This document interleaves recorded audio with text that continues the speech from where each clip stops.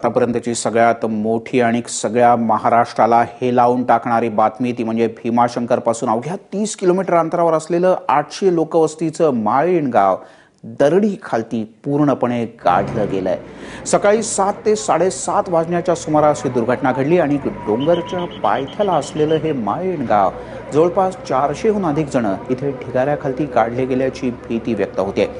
अधिकृत माहितीनुसार या दुर्घटनेत 10 जणांचा मृत्यू झालाय तर 2 जणांचे मृतदेह आतापर्यंत हाती आले आहेत। मात्र याहीपेक्षा जास्त लोक दगावल्याची भीती व्यक्त करण्यात येते।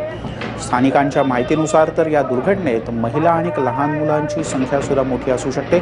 तसंच अनेक जनावरं सुद्धा या मातीच्या ढिगाऱ्याखाली काढली गेलेत।